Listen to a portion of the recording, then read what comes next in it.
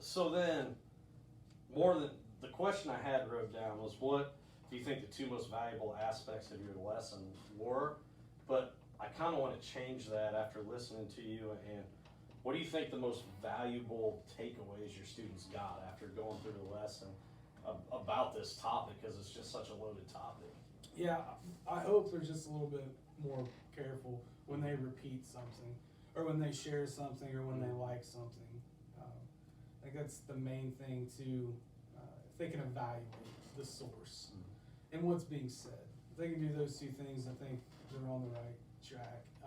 I'm not asking them to confront people who are, you know, it's not like that. I just want them to be educated on what's out there and then what's right. That's the main thing. The second thing is to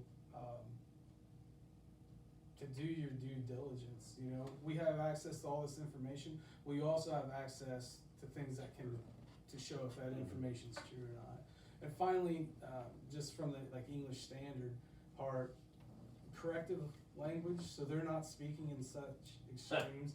You know, I had a girl come in the other day and she was like, "I literally died when such and such happened." I'm like, "You guys are crazy." You know what? Yeah, you're still here. So you did literally die. I love, you know, the use of figurative language. We need to work on what literally means to you. But anyway, it's just like they do talk in extremes. Things are in such extremes. Sometimes it's okay to just moderate a little bit. Yeah. I think what we may do next year is put parents in this class, and we'll get mom and dad in there. Yeah, We'll do that too. We have social media. I see it. I know where they come from. Oh yeah. So then thinking back on the lesson too, what are some things you want to change, or maybe some things you'd want to add to that lesson to make it even better? Yeah, I need to get better, like on the assessment part. I need to get better at when kids finish early, because for some of the kids, it was, you know, it was like riding a bike for them. They were really able to differentiate between the fact and opinion part. So I needed something a little bit more substantial or supplemental for them. The other thing is, I feel like I probably guided too much, because it is out there. Maybe if I gave them a day or two ahead of time to start looking for things that you're unsure of, have them come in with some artifacts that we could kind of evaluate. I think that would have been better. It would have put a little bit more on them instead of me, "Hey, here's the materials, go get them." Like, go out and find some stuff, you know, wherever it may be. So I'll make sure this is still going, so we don't have to repeat anything. Oh yeah. All right. So, what extent do you think your kids were actively engaged, and using, you know, proper language here, actively engaged, but how do you feel your students were receptive to this lesson, and maybe why do you think that, or how do you know that they're receptive or not, or whatever? yeah, I think better than most, really, for some of the things. I anticipated that because it isn't as dry as other things. Yeah, it's a relevant topic. But I just think that there was a little bit more like initial feedback, like kids responding to it, kids with offering examples and discussion. And it seemed like, you know, as they were working on their assessments, they had even more to say, more to kind of communicate. So I felt that was good. Was it 100% no? Never is, but I never once felt like I was the only like center of energy in the room during that. I felt like they were bringing some energy too, and there's some laughter as well, and just kind of, you know, "Oh yeah, that's happened. Oh, I know that," or yeah, that sounds like my uncle. You know? Uncle Joe's always got an opinion on something, no Opinion, doubt about it. But yeah, it's such a relevant topic. It's a pretty cool lesson. I think that's pretty awesome. Kids buy into it because it's fresh with them, and they know it now. Hopefully they'll use it the right way. Right. So I know in your pre-observation, one of your worries was there's so much material out there, so much misinformation, there's so much ways you can go, and in the social media world and in the media world and everything kids hear, so you're kind of worried on maybe the kids grasping onto the material. How do you think that went? Do you think they struggled understanding that? I know you said the energy was high, they're engaged in it, but do you think they grasp it? How do you feel on that? Well, yeah, I think they understand the main concepts. Now, I always worry about differentiation, like if them being able to tell whether it was or wasn't. And of course, this is coming off the heels of these TikTok challenges, so everything becomes more elaborate in these schemes. So I mean, different messages still, but like I think they understand that not everything out there is true. I think that's something any kid can understand. But just providing them the skills, you know, to just question things if they sound off. You know, if they sound a little bit off, and following through with that. So, yeah, to be determined, I guess. But I run into that too sometimes. It's just you want to turn them into informed students. You don't want to turn them into like cynics. You know, you don't want to, or conspiracy theorists. I'm gonna question everything, or contrarians who are like the worst. You know, if this is it, well, I'm gonna go the other way. Like, I'm not trying to turn them into little like anti-everything bots. I just want them to. And I think for yourself too. I think that's an important part too, and that we have to, kind of look into as the semester and year goes on. Yeah. I think my hardest thing with it is when I see something that I believe in that I like, I just buy into it because I really wanted to hear that. Really liked it, so I'm like, yeah, that sounds good. I believe this guy, whoever it is, and go that route. You did also touch on this a little bit, but maybe a little bit more detail on some of the kids that understood it right away, they got through the material right away. Maybe some ideas of moving forward, what you can do with them, the ones that have grasped it and they're ready to move on. You got any ideas? I know it's just right after the lesson. It's so early still. I'm not, kicking around ideas. So the initial thing was I was gonna have them put something that was untrue out there on one of their social media platforms and then see the responses. But then I was like, man, these are kids. Yeah, they could get in so much trouble. So I was thinking, like from a sociological perspective, like we could do an experiment. But I've gotten rid of that. The last thing I want to do is give them more work. So I was thinking, like New York Times does have some pretty fantastic things, like through their op-eds for like student work, but then you're almost like punishing a kid for making them do more work when they get there. For being ahead. So I think the best thing for me to do is to offer those kids like an exit slip on like how the lesson could be better, how it could be different, like what they want to see, or even like a specific example, that they're privy to that they could, like I might even use as an example for the next year's class. Just give them something to where they have like it's not extra work, but they're kind of helping me and they feel like more vested in the lesson possibly because they obviously have mastered the material. And I think the worst thing in that situation, oh, you've done these, here's 5 more. That's not really an incentive, but if I could give them just an opportunity, even through a Google Doc, be like, hey, could you guys help me make this better? How could we do this? Yeah, that's good. We talked about the empowerment and giving them some ownership. Maybe that does, because obviously kids that power through it are going to have some ideas of the content, so see what their ideas are. Kind of going into like the future lessons and stuff here. Some of the really, really good things that I liked was, I guess you would call it differentiated instruction, where you got some lecture, but you got some classwork, you got some, like you talked about, you did previous lessons. It seemed like the lesson flew by because you were doing different things at different times, and I think kids can appreciate that because they're not sitting there listening to you just talk for 40 minutes and lecturing on even a cool, relevant topic like this. I think that's something really good.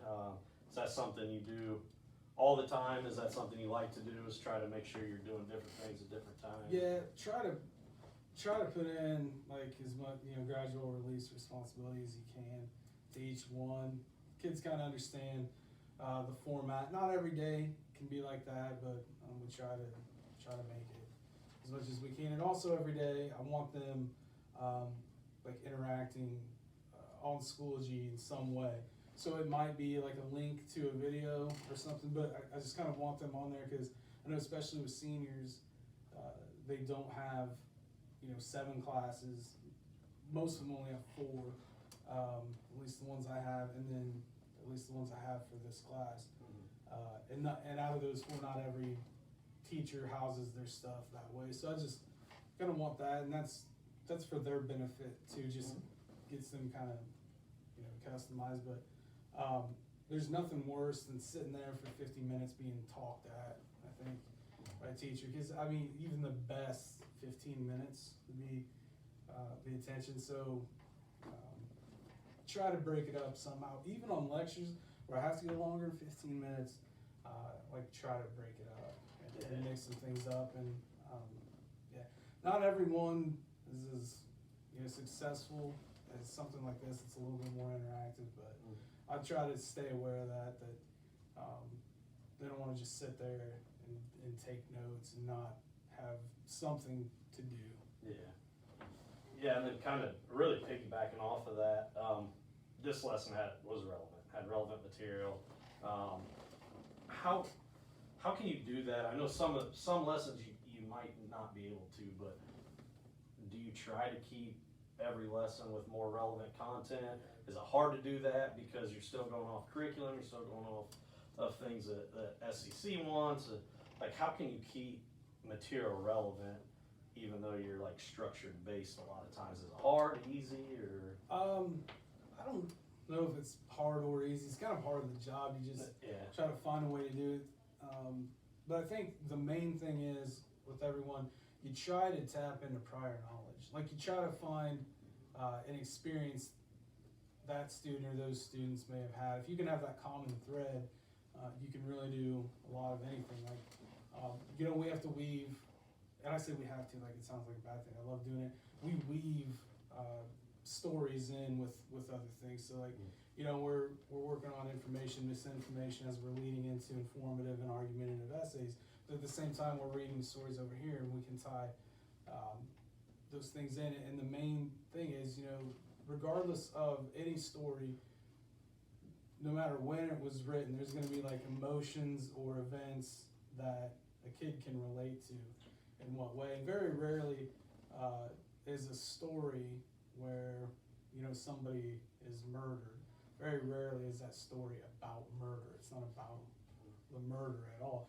It's about the things that take place surrounding it. It's about, maybe it's about fear, it's about power, it's all these other applicable things. So this one was so relevant. It's every day. You look at your screen time, you're probably being inundated by those things. But at the same time, we all have base emotions. We've all experienced like grief and loss and stuff. So you just try to tap into that, and then no matter what we're doing, they at least have some connection to it because they've in some way experienced it as well. Yeah, and I know too, just obviously I haven't observed a lot in different classes, just being in this class, but I have seen too, your personal narrative things too, man. Like I don't know how you teach that. I haven't seen it in there, but I've seen kids and how they react, and like, man, they really grasp onto that stuff. Because I think just you relating content, that personal life story of theirs, I think, because that's one of the biggest ones I know every year. Your lessons like that, like kids talk about it, and so it's a big impact when you relate all your material to kids, and I think that's something awesome that you do.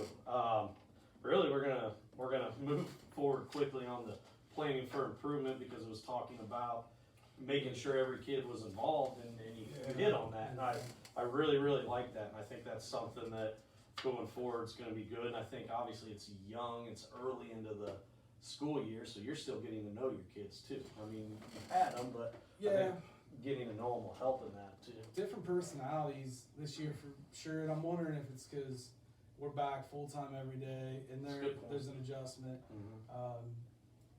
But yeah, I would say it's taking a little bit longer. Also got a bigger class than last year too, so some more names and faces, and then when you add those different personalities, but yeah, I need to get better at that, especially, you know, if I've got like 3 or 4 really, really high and 3 or 4 that are like maybe struggle a little bit, it's gonna take a little time. I really need to bridge that gap. Yeah, and then kind of, just to finish up, it's kind of talking about, obviously we'll meet on professional development plan and Yeah. stuff, but I know technology, we touched on that. I think you're working with Natalie on some of that Yep. stuff. So when I'm putting some of this professional development stuff together, we sit down, what are some things that you and Natalie have worked on? What are some things you'd like to do? Cause I think it's important to move you along technologically, cause you have that prior knowledge. Yeah, PD, I'll tell you what, it's always a thing.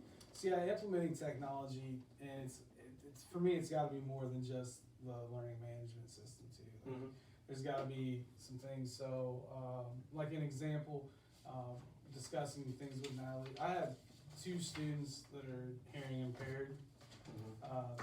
And so a lot of it is just, I mean, the sounds, but, what they need is, it sounds like they can describe, they can hear a little bit, but it's just like being able to use that technology, when we're doing like videos or other supplemental materials, just making sure they have, and I have the, oh man, end of the day, Material? no, like the text box, so they can read along. Oh, closed captioning. Closed captioning, Yeah. my goodness, Yeah. yeah. Just like being able to have, you know, something like that is amazing. Stories on my Amazon Echo, you know, being able to have that, just being able, or a definition if they're struggling with a word, being able to ask and just Oh, have yeah, that instant feedback. So there's a lot of little ways that we can do, but I just want them to be comfortable with it, because many of these students are so comfortable with the pencil and paper, but you project down the road, workforce, college, beyond, it's gonna become a little bit more obsolete. Just wanna get them comfortable, like interacting with those different things as well. Yeah, and do you see that with kids? Cause last school, obviously, the old saying of bringing your pencil to class was really irrelevant there, because bring your iPad to class. Is that pretty different here with kids, where it's still, like, they would probably have a hard time with? Yeah, by my last year, in my former district, it was obsolete. Those kids had spent basically their entire time with a device in their hands, and you're starting to see it, kids becoming more comfortable and preferring. I still have kids who take notes handwritten, and that's fine. I'm never gonna, you know, tell them not to, but I think after our virtual, or like last year we were halftime and they were doing some virtual learning, or some kids who were virtual full-time, they're becoming more comfortable in that medium. Cool. All right, well, I appreciate that today. Kind of look forward to going through professional development plan and seeing what that looks like, and Keep working seeing on it. coming together some of this technology stuff, and seeing what we come up with. I appreciate you coming in today, and thanks. All right, thank you.